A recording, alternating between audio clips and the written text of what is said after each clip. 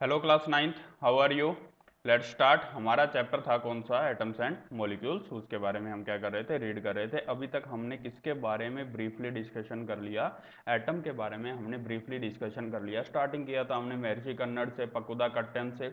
उसके बाद डाल्टन की थ्योरी के बारे में रीड किया, उससे एटम्स की जो रिएक्शंस वगैरह होती है, एटम्स क्या होते हैं, एटम का साइज क्या होता है, एक एटम में कितने मॉलिक्यूल्स यानी कि एटम से मिलकर क्या बनते हैं, मॉलिक्यूल्स वगैरह बनते हैं, उन सब के बारे में हमने क्या किया था, ब्रीफली स्टडी किया था।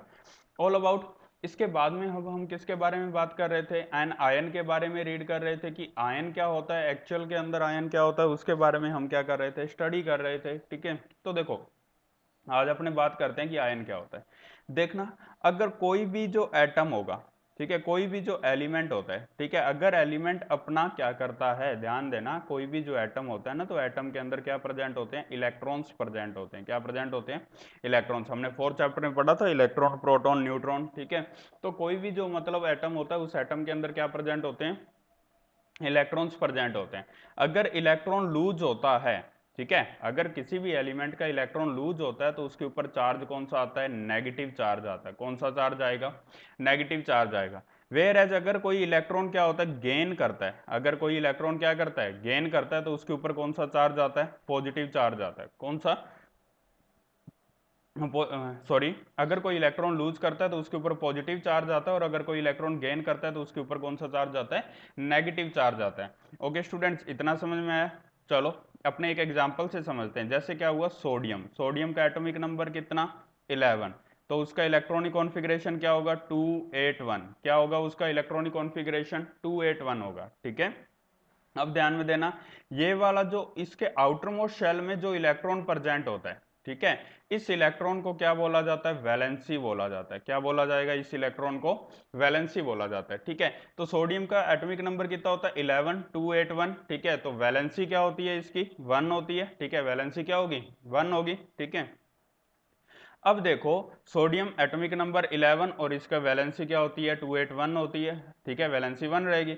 अब जब इसके पास एक इलेक्ट्रॉन क्या है, फालतू है, तो ये एक इलेक्ट्रॉन क्या करेगा, लूज करेगा। एक इलेक्ट्रॉन लूज कर देगा तो इसके ऊपर चार्ज कौन सा आ जाएगा, पॉजिटिव चार्ज आ जाएगा। कौन सा चार्ज आ जाएगा, पॉजिटिव चार्ज आ जाएगा। ठीक है, ये मैंने आपको स्टार्टिंग में जब अपनी जून में क्लासेस चल रही थी, लाइव क्लासेस, तब भी मैंने आपको ये कंसेप्ट क्लियर करवाया था। ठीक है, अब अनदर देखो क्या है, क्लोरीन।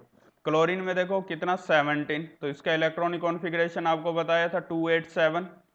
ध्यान देना स्टूडेंट, थर्ड शेल में कितने इलेक्ट्रॉन्स होते हैं, 8 इलेक्ट्रॉन होते हैं। अब देखो यहां पर एक है, अब इसको क्या होगा, यानी कि या तो 7 इलेक्ट्रॉन बाहर से लेकर आए अपनी शेल कंप्लीट करने के लिए, या एक को निकाल दे। तो एक को निकालना आसान था, तो इसने एक इलेक्ट्रॉन क्या कर दिया, लूज कर दिया। वेयर एज अगर इसकी बात करूं तो यहां पर 8 होने चाहिए। अब यहां पर कितने, 7 है, एक ही कम पड़ रहा है, तो एक बाहर से आ जाएगा। ठीक है, एक क्या हो जाएगा, बाहर से आ जाएगा। बट वेयर एज यानी कि 7 इलेक्ट्रॉन को लूज तो नहीं कर सकता। ओके स्टूडेंट, समझ में आया कि अगर कोई इलेक्ट्रॉन गेन करता है तो उसके ऊपर कौन सा चार्ज आ जाता है, नेगेटिव चार्ज आ जाता है। ठीक है, अगर कोई भी एलिमेंट जो क्या होता है, अगर अपना इलेक्ट्रॉन गेन करता है या लूज करता है, तो गेन या लूज करने के बाद में क्या बनता है, आयन बनता है। क्या बनता है, आयन बनता है। और जो आयन होते हैं वो मेनली कितने टाइप के अंदर होते हैं, आयन जो होते हैं वो मेनली 2 टाइप के अंदर होते हैं। एक तो होता है केटायन होता है, और दूसरा कौन सा होता है, एनायन होता है। ठीक है, केटायन किसको बोला जाता है, जिनके ऊपर पॉजिटिव चार्ज होता है उनको क्या बोला जाता है, केटायन बोला जाता है। जिनके ऊपर नेगेटिव चार्ज होता है उनको क्या बोला जाता है, एनायन बोला जाता है। ओके स्टूडेंट, इतना समझ में आया। जैसे देखो, अगर मैं लिखूं सोडियम के ऊपर प्लस लिखूं तो ये क्या होगा, ये केटायन होगा। ठीक है, ध्यान देना, देखो a negatively charge ion is called an anion. अगर किसी के ऊपर नेगेटिव चार्ज होता है तो उसको क्या बोला जाता है, एनायन बोला जाता है। पॉजिटिवली चार्ज को क्या बोला जाता है, केटायन बोला जाता है। ठीक है, जैसे सोडियम हो गया, केटायन है। अगर मैं लिखूं Mg2+, तो Mg2+ का मतलब ये क्या है, क्या होगा, ये केटायन होगा। ठीक है, अब इसके बाद में देखो, जैसे अगर मैं लिख लूं क्लोरीन माइनस लिख लूं, O2 माइनस लिख लूं, तो ये सारे किसके एग्जाम्पल हैं स्टूडेंट्स, किसके एग्जाम्पल हैं सारे के सारे, तो ये किसके हैं, एनायन के हैं। ओके स्टूडेंट, इतना समझ में आया आप सभी को। अब देखते हैं अपने आगे, देखो यहां देखो क्या है कुछ, यानी कि सम आयनिक कंपाउंड्स। हमेशा ध्यान में रखना कि क्या होते हैं, कुछ आयोनिक कंपाउंड्स बनते हैं। आयोनिक कंपाउंड किनको बोला जाता है, जब इलेक्ट्रॉन्स को ट्रांसफर करके, ठीक है, इलेक्ट्रॉन को क्या किया जाता है, ट्रांसफर किया जाता है, ठीक है।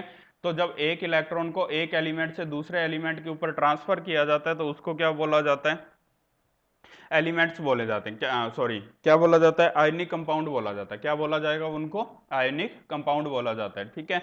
जैसे देखो कैल्शियम ऑक्साइड, तो CaO calcium oxide, magnesium sulphide MgS, ठीक है, मैग्नीशियम सल्फाइड, सोडियम क्लोराइड, ठीक है, तो NaCl, ठीक है। अब ये देखो हमने ऊपर इसके बारे में क्या किया था, वैलेंसी वगैरह, ये यहाँ पर हमने एक टेबल के बारे में चेक किया था, ये कुछ हमने सिंबल्स वगैरह के बारे में रीड किया था। ओके स्टूडेंट, अब अपने किसके बारे में बात करते हैं, तो ध्यान देना। तो देखो अब हमने किसके बारे में जान लिया, आयंस के बारे में जान लिया, ठीक है, कि आयन क्या होते हैं, आयनिक कंपाउंड क्या होते हैं। अब देखो कुछ केमिकल फॉर्मूलाज के बारे में बात करते हैं और ये वैलेंसीज कैसे होती है, इन सब के बारे में अपने क्या करते हैं, डिस्कशन करते हैं। तो ओके स्टूडेंट, लेट्स सी, चलो ध्यान देते हैं। देखना, अगर मेरे पास आया सोडियम, क्या आया, सोडियम, तो कितना 11, 2, 8 और कितना 1। अब देखना, अब इसके आउटर मोस्ट शेल में देखो वैलेंसी कितनी है, 1 है, आउटर मोस्ट शेल में वैलेंसी कितनी है, 1 है, ठीक है। अब इसको रिक्वायरमेंट, अब इसके पास दो ऑप्शन आते हैं, या तो 7 इलेक्ट्रॉन को बाहर से कहीं से ले आए या एक को छोड़ दे। तो कौन सा आसान है, एक को छोड़ना आसान है। अब एक इलेक्ट्रॉन छोड़ रहा है तो इसके ऊपर चार्ज किसका आ जाएगा, Na+ का चार्ज आ जाएगा। किसका चार्ज आ जाएगा, Na+ का चार्ज आ जाएगा, ठीक है। अगर देखो मैं लेता हूं मैग्नीशियम, ठीक है, मैग्नीशियम का एटॉमिक नंबर कितना, 12, 2, 8, 2। अब मेरे को एक बात बताओ, यहां पर 2 क्या है, बाहर की तरफ है, ठीक है, यानी कि वैलेंसी कितनी है, 2। अब इसके पास बताओ कौन सा ऑप्शन इजी है, 6 इलेक्ट्रॉन को लाना आसान है या 2 को भगाना आसान है, तो 2 को छोड़ना आसान है, लूज करेगा इलेक्ट्रॉन, क्या करेगा, लूज करेगा। अब इलेक्ट्रॉन लूज करेगा तो 2 लूज कर रहा है तो इसके ऊपर 2+ का चार्ज आ जाएगा। समझ में आया, जैसे देखो मैग्नीशियम का ऊपर चार्ज कितना है, Mg2+, सोडियम का कितना है, Na+। पोटेशियम का चेक करते हैं स्टूडेंट्स, तो देखो ओके स्टूडेंट, इसके अलावा अपने जैसे देख लेते हैं, कोई और देख लेते हैं। जैसे यहाँ देखना कुछ नेगेटिव है, नेगेटिव मतलब एनायंस भी हैं, क्लोरीन वाला देखा था हमने, तो आयोडाइड, ब्रोमाइड, कॉपर, ठीक है। तो कॉपर के देखना बेटा दो होते हैं, एक तो कॉपर 2 होता है, कॉपर के ऊपर 2+ की भी वैलेंसी होती है और कॉपर के ऊपर प्लस की वैलेंसी भी प्रेजेंट होती है। एल्यूमिनियम के ऊपर 3+, Fe के ऊपर 3-,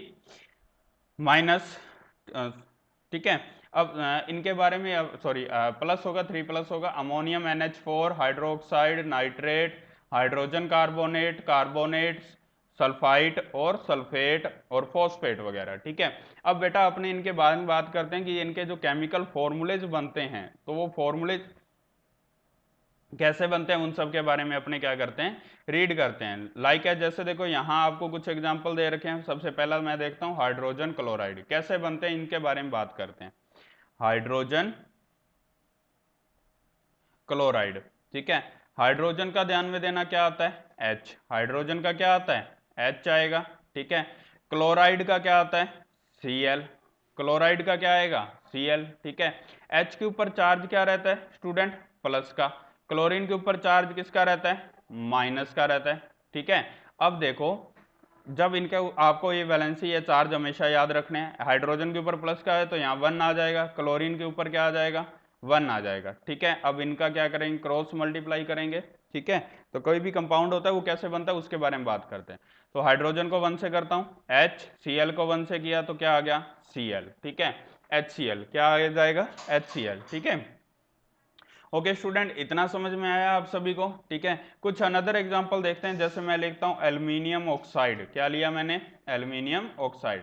तो Al के ऊपर किसका चार्ज है, 3+ का, ऑक्साइड के ऊपर किसका चार्ज है, 2- का। तो यहाँ आ जाएगा 3, यहाँ आ जाएगा 2, यहाँ क्या करेंगे, क्रॉस मल्टीप्लाई। अगर चार्ज सेम रहेगा तो नेम एज इट एज लिखा जाएगा, अगर चार्ज डिफरेंट है तो अलग लिखा जाएगा। कैसे लिखेंगे, Al2O3, क्या लिखा जाएगा, Al2O3 लिखा जाएगा, ठीक है।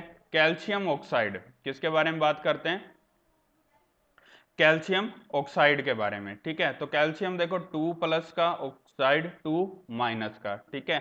2 और यहाँ भी क्या आ जाएगा 2 आ जाएगा, क्रॉस मल्टीप्लाई करते हैं तो ध्यान देना अगर चार्ज सेम रहता है तो कोई भी नहीं आता पैरों में, ठीक है, यानी कि इस टाइप में कोई भी नहीं आएगा, तो यहाँ पर क्या आ जाएगा सीधा CaO। ओके स्टूडेंट, इतना समझ में आया। आप सभी को इनकी क्या करनी है, प्रैक्टिस करनी है, ये सिंपल कंपाउंड्स को आपको क्या करना है, बना कर देखना है। Okay student, thank you and have a nice day.